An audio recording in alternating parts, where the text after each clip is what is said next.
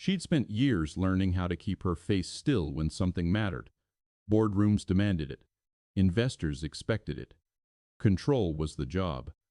But when the girl said it, the room tilted. The sentence was simple. Too simple to be a mistake, too direct to be ignored. It landed without force and still did damage.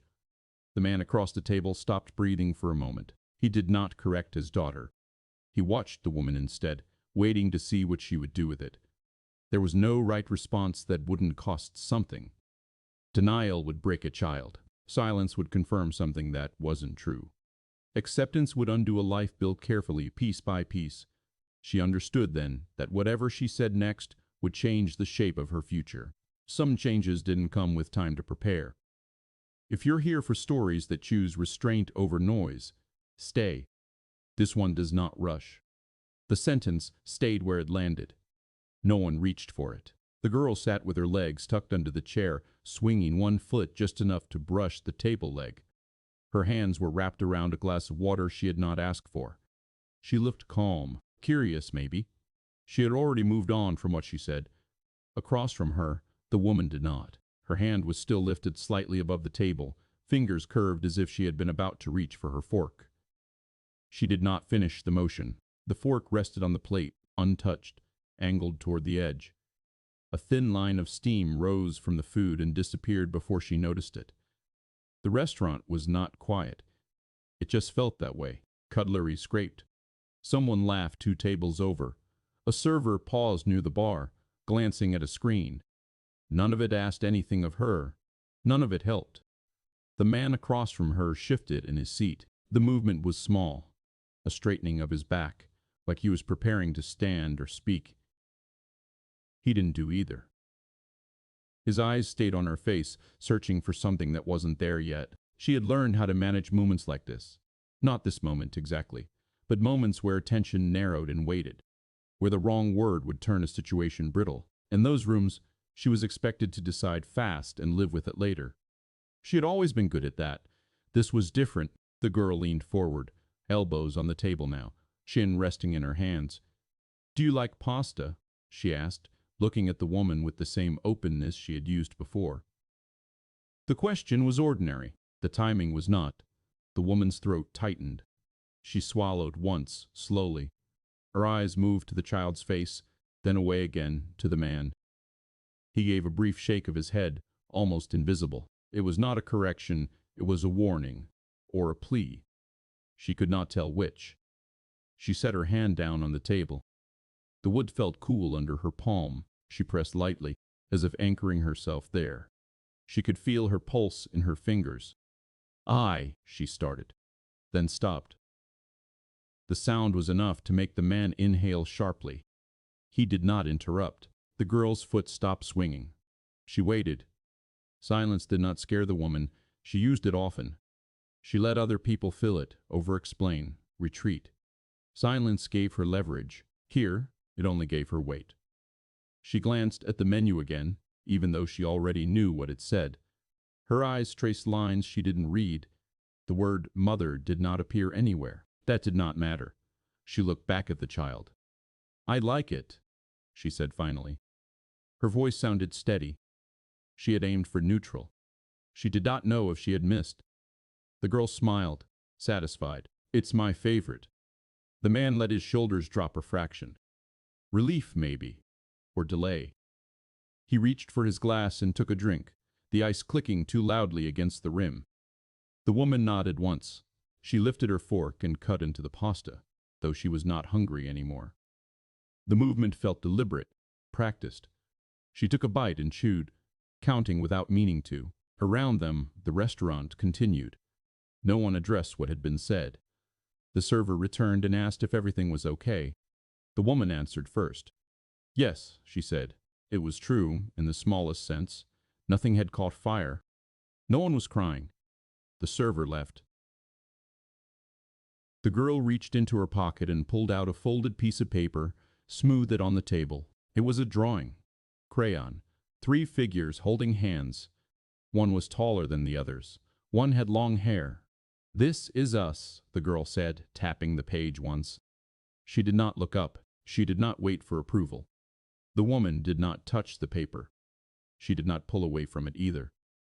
She studied it with the same focus she would have given a contract. The lines were uneven. The colors stayed mostly inside the shapes. There was care there. There was intention. The man watched her watch it. His jaw tightened. He opened his mouth, then closed it again. The woman folded her napkin and placed it on her lap. She felt the urge to explain, to clarify, to fix the misunderstanding before it grew roots. She also felt the cost of doing that in front of a child who had offered something without defense.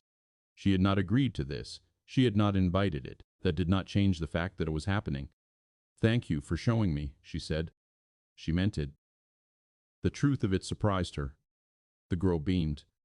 The foot started swinging again. The man exhaled through his nose. He nodded once, a silent acknowledgement of something shared and unresolved. The woman took another bite of food she could barely taste. She kept her posture straight. She did not look at her phone. She did not look at the door. She stayed.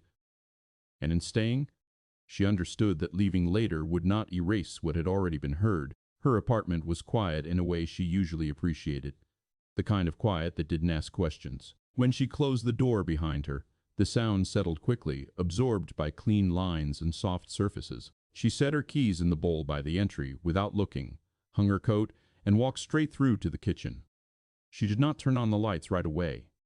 The city outside did enough. Headlights moved across the far wall in slow patterns. Somewhere below, a siren passed and faded.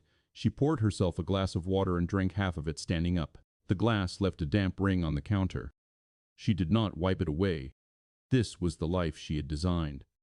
Space where nothing interrupted unless she allowed it. Order that did not depend on anyone else's schedule.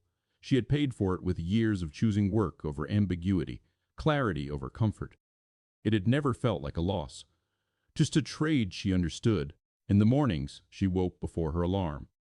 She ran the same route through the neighborhood, stopping at the same corner to stretch. At work, her calendar was divided into clean blocks. People came prepared when they met with her. They learned quickly that she did not reward improvisation. Her office reflected that. No personal photos. No objects without function.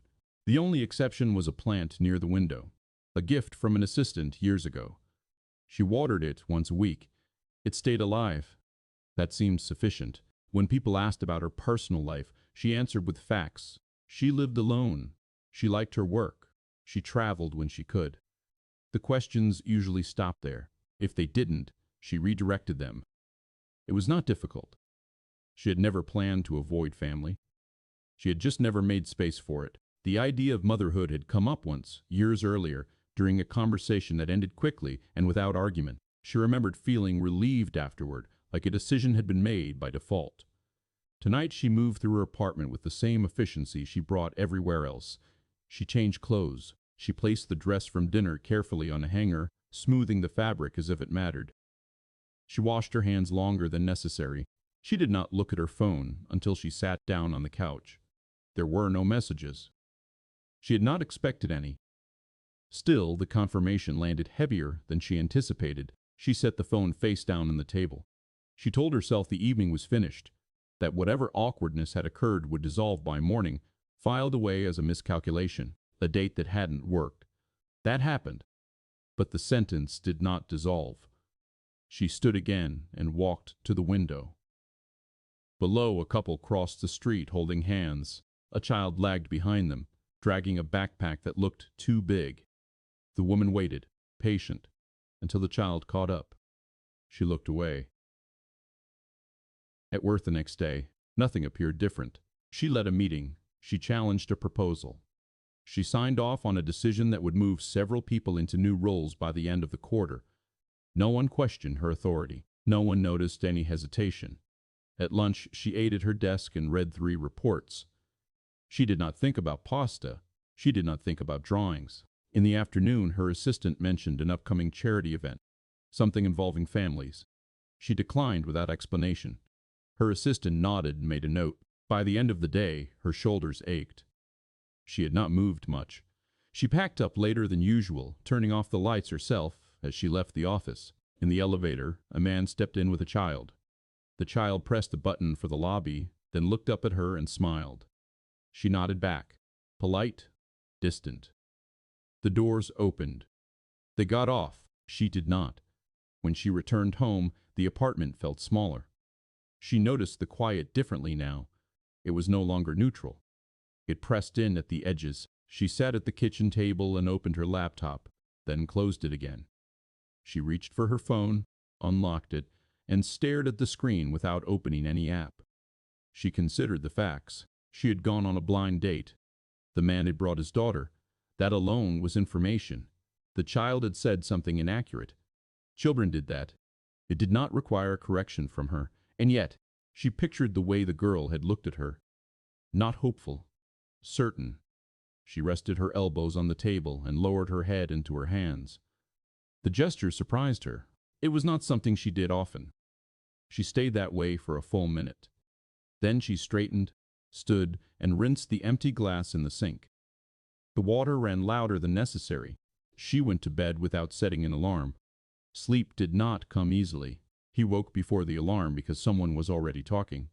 His daughter sat cross-legged at the foot of the bed, whispering to herself while she lined up 3 stuffed animals in a row. She did not look up when he opened his eyes.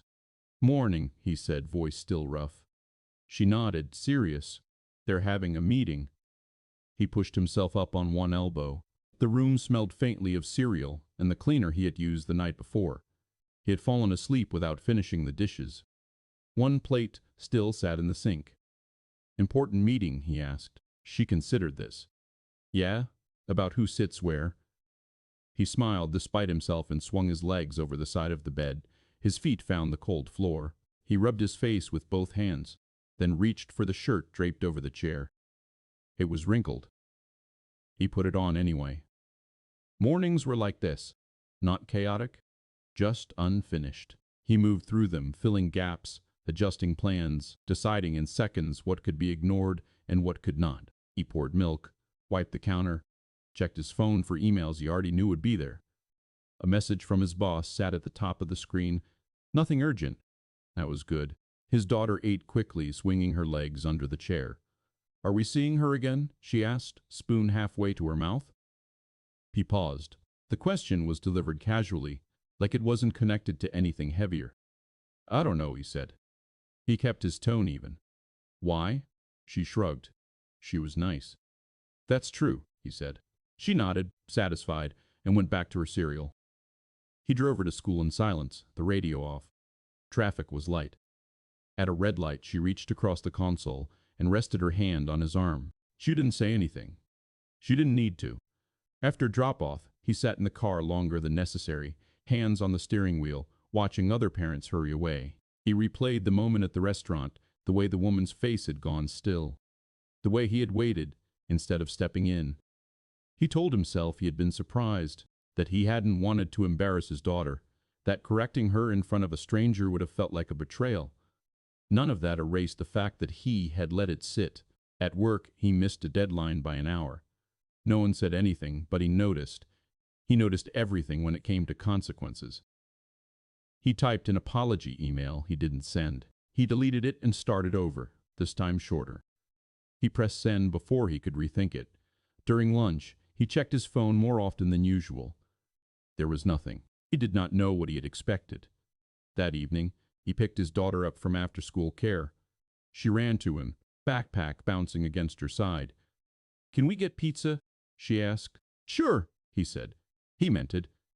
Some days the decision felt earned. At home, she spread her homework across the table and worked through it carefully. He washed dishes, dried them, put them away. When he finished, he leaned against the counter and watched her write her name at the top of the page. "She looked at my picture for a long time," she said suddenly. He stiffened. "Yeah?" "She didn't say it was wrong," she added. "No," he said. He chose the word deliberately. "She didn't." His daughter nodded, as if confirming something to herself. She went back to her work. He stood there, arms crossed, feeling the weight of what had been left unsaid settle into the room. Later, after she was asleep, he sat on the couch and stared at his phone. He typed a message, deleted it, typed another. He thought about apologizing. He thought about explaining. He thought about the way the woman had stayed. In the end, he set the phone down without sending anything. Some things once introduced could not be managed away. He knew that. They met again because neither of them suggested they shouldn't. The message was brief, polite. He asked if she would be willing to have coffee. No mention of the last time. No apology yet. She read it once, then again. She waited an hour before responding. Her reply was equally careful. Yes. A public place. During the afternoon. The cafe was quieter than the restaurant had been, smaller. Windows fogged slightly from the warmth inside. She arrived early and chose a table near the back, where she could see the door. Habit, not fear. When he walked in with his daughter, she stood. The child saw her first and waved, a quick, confident motion. The woman lifted her hand in return. She did not smile right away. When she did, it felt measured. The man looked tired. Not dramatically so, just worn at the edges. He nodded to her and guided his daughter toward the counter to order. She wanted hot chocolate, he said when he returned alone. I hope that's okay. It's fine, she said. It was. They sat. The table between them felt larger than it needed to be. He wrapped his hands around his cup but didn't drink. I owe you an apology, he said. He did not rush the words. For not correcting her. I froze. That's on me. She listened without interrupting. She noticed how he didn't look away when he spoke. That mattered. I didn't take it as disrespect, she said, but it put me in a position I wasn't prepared for. He nodded. I know. The child returned then, sliding into the seat beside him. She set her cup down carefully and looked at the woman. Do you want to see my new shoes? The woman hesitated for a fraction of a second. Then she nodded. Sure. The girl lifted one foot, twisting it slightly to show off the scuffed toe. They light up when I run. That's useful, the woman said, especially at night. The girl smiled, pleased. The man watched them, something hopeful flickering across his face before he could stop it. That was when the woman understood the full shape of the problem. The sentence had not been an accident, not entirely. It had come from a place already leaning forward, already wanting. Correcting it now would not erase that. The girl sipped her drink and looked between them. Are you staying long? She asked. The question was small. The answer was not. The woman felt the familiar instinct rise to manage, to define, to control the direction before it slipped. She set her cup down. She folded her hands together, keeping them visible on the table. I'm going to stay for a little while, she said. But I need to tell you something. The girl tilted her head. She waited. I'm not your mom, the woman said. The words were calm, clear. She did not soften them. I can't be. The man inhaled sharply.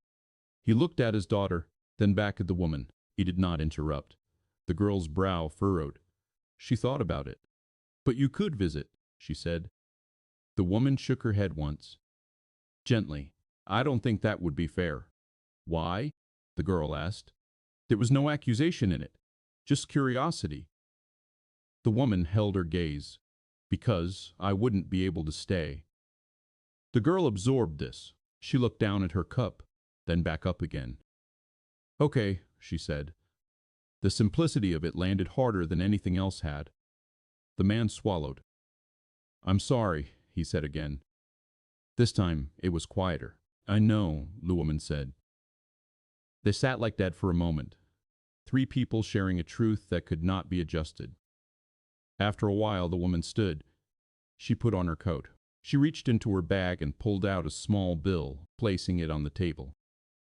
It was good to meet you, she said to the girl. The girl nodded. You too. The woman looked at the man one last time. He met her eyes. There was understanding there now. And loss. She walked out into the cold without looking back. Outside, the air felt sharper. She breathed it in fully, once, then again. People passed her on the sidewalk unaware.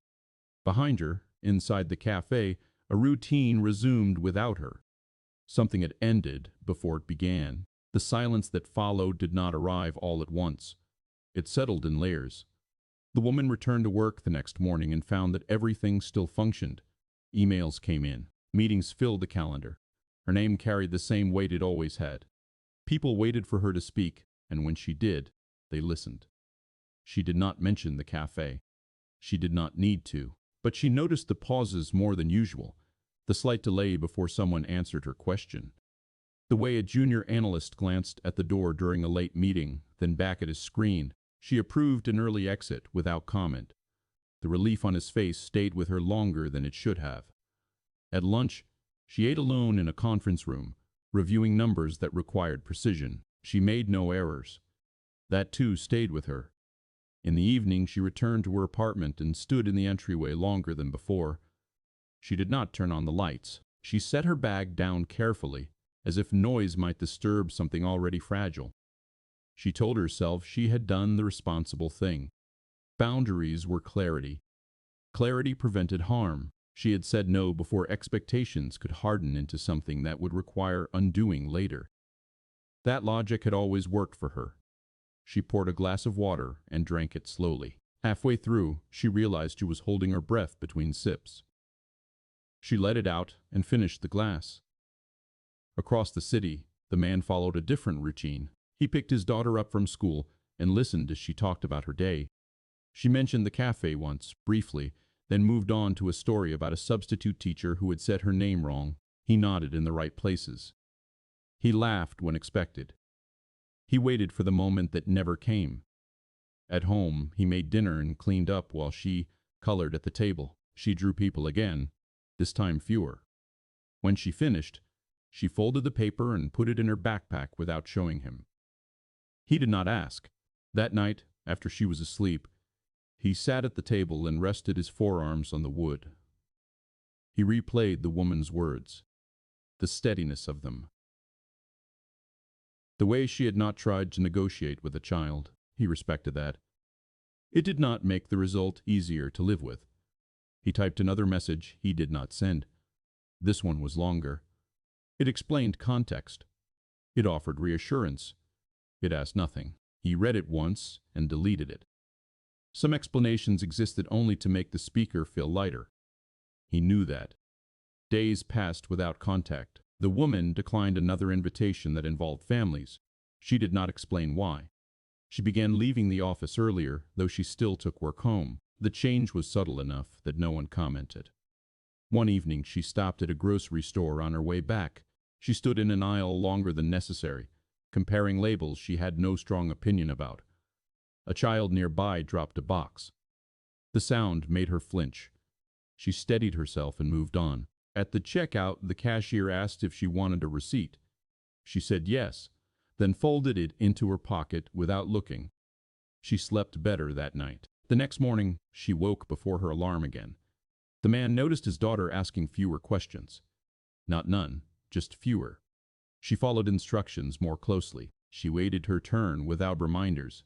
The compliance worried him more than defiance ever had. One afternoon, she asked if they could skip after-school care and go straight home. He agreed. On the walk back, she held his hand longer than usual. "Are you sad?" she asked. He considered the question. "A little," he said. She nodded. "Me too." They kept walking. The woman sat in a meeting later that week and found herself distracted by the way a colleague mentioned his son in passing. The detail was incidental, offered without weight. She realized how often that happened, how often she had filtered it out. She made a note to herself. She did not know why. That night, she opened her phone and searched for nothing in particular. She closed it again. She did not reach out. The silence held. It did not accuse. It did not resolve. It simply stayed, filling the space where something had almost formed. Neither of them could say they had made the wrong choice. That did not mean the choice was finished shaping them. The weight of not fixing it settled into routine, and routine adjusted quietly around the absence. The change did not announce itself. It arrived in fragments. The woman noticed it first in an elevator. A child stood beside her, leaning against a parent's leg, tracing circles on the metal wall with one finger. The parent spoke softly. explaining something without impatience. The doors opened. They stepped out together. The space felt altered after they left. She stood there alone for another 3 floors. At work, she began hearing stories she had previously registered as background noise. A delayed meeting because of a sick child. A request to work from home for a school event. She approved them without comment, but she also remembered them. The remembering was new. One afternoon, she found herself watching a colleague pack up early, moving quickly, efficiently, with the practiced urgency of someone who could not be late. The woman had once valued that kind of urgency only when it benefited deadlines. Now she saw what it was attached to. She did not comment. She simply nodded when the colleague apologized. "It's fine," she said, and meant more than schedule flexibility. In the evening, she returned home and moved through her apartment more slowly. She cooked instead of ordering in. She washed dishes by hand instead of letting them sit. These were not attempts at change. They were responses to an awareness she could not reverse. She stopped running in the mornings and walked instead.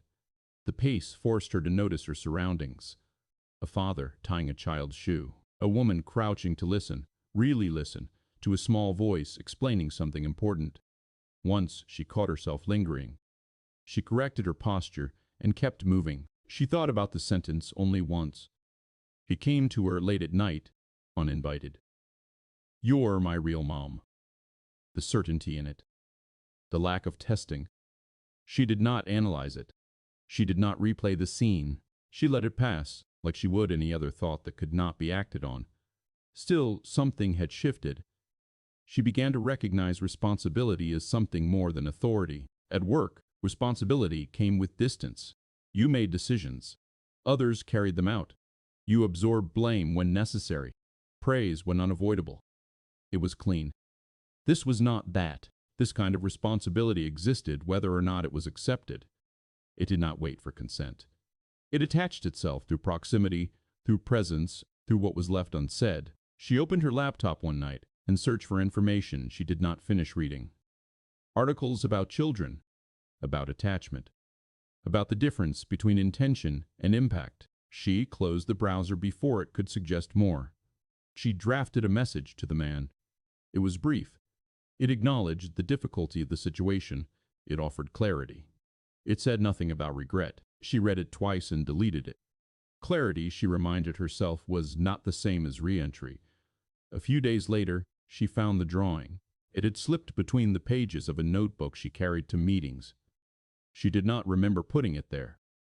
3 figures, one taller, one smaller, one somewhere in between. The colors were familiar. She sat at her desk and looked at it longer than she intended. No one interrupted her. She folded the paper carefully and placed it back where she found it. That afternoon, she declined a speaking engagement she would normally have accepted. The reason she gave was vague. Scheduling conflict. It was not untrue. She left the office early and walked home instead of taking a car. The city moved around her, indifferent and steady. She matched its pace. At a crosswalk, she stopped beside a man and a child. The child looked up at her and smiled, unprompted. She nodded back. The light changed. They crossed. She did not follow. That night she sat at her kitchen table and wrote a list. It was short. It did not name feelings. It named limits. What she could offer, what she could not. She looked at it once, then folded the paper and set it aside. For the first time since the cafe, she considered not what had been lost, but what would be required to stay. The answer was not abstract. It was specific, and it waited for a decision she had not yet made. They met in a park because it was neutral, and because there was room to move. The woman arrived first and chose a bench near the path, not the playground. She sat upright, hands folded in her lap, coat buttoned, though the weather did not require it. She watched people pass without following any one of them for long. When the man approached with his daughter, he slowed his pace. The girl ran ahead, then stopped short when she saw the woman. She did not wave this time. She walked the rest of the distance. "Hi," the girl said. "Hi," the woman replied. They sat. The man stayed standing for a moment, then lowered himself onto the bench beside his daughter. He kept his hands on his knees. "I wanted to say this in person," he began. Not to change anything, just to be clear.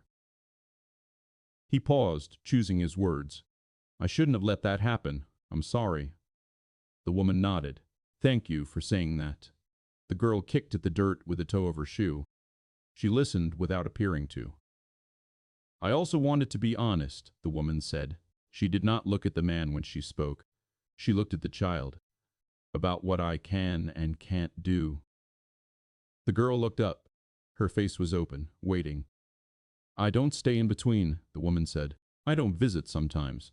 I don't try things I can't continue. The man's jaw tightened. He did not interrupt. The girl considered this. So you won't come back, she said. No, the woman said. I won't. The girl nodded once.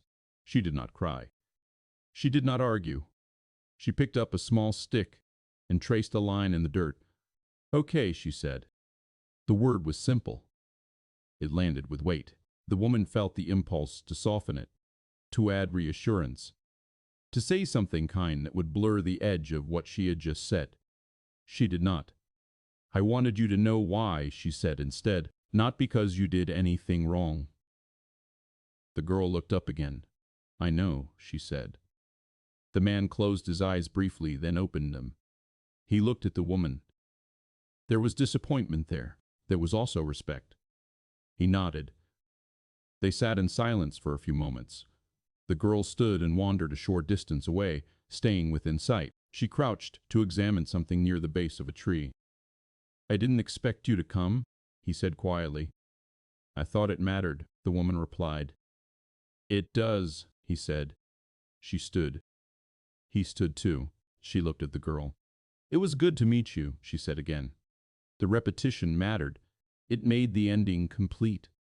The girl waved this time. Bye. The woman walked away without looking back. She did not hurry. She did not slow down. The man watched her go until she was out of sight. Then he turned to his daughter. She was already walking toward the playground. Can I play? She asked. Yes, he said. She ran off, light shoes flashing briefly as she moved. He sat back down on the bench and waited. The woman's calendar filled the way it always had. Meetings stacked. Decisions accumulated.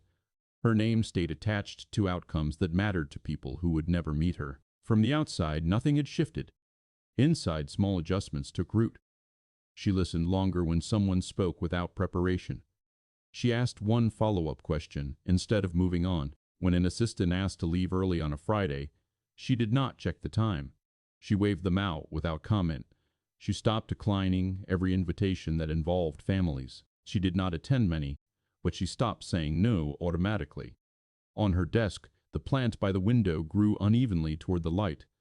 She turned it once, then left it alone. The man and his daughter settled into a different rhythm. Not better, clearer. He picked her up from school and they walked home most days. She told him about small things. He listened all the way through. When she stopped mentioning the woman, he did not bring her up. One afternoon, the girl handed him a drawing. 2 figures this time. One tall, one small. They were holding hands. Is this us? He asked. She nodded. Yeah. He smiled. I like it. They taped it to the fridge. It stayed there. The woman stood at a crosswalk weeks later, briefcase in hand, waiting for the light. A child nearby laughed at something she couldn't hear. The sound carried anyway. She did not turn away. When the light changed, she crossed with the others, moving at their pace, not ahead of it. At home that night, she opened the notebook again. The drawing was no longer inside. She knew where it was. She did not need to look. She washed a single plate, dried it, and put it away. The apartment was still quiet, but it no longer felt untouched. Something had passed through and left its shape behind. She turned off the lights and went to bed. In another part of the city, the man tucked his daughter in. She asked him to stay until she fell asleep. He did. Neither of them spoke. That was enough.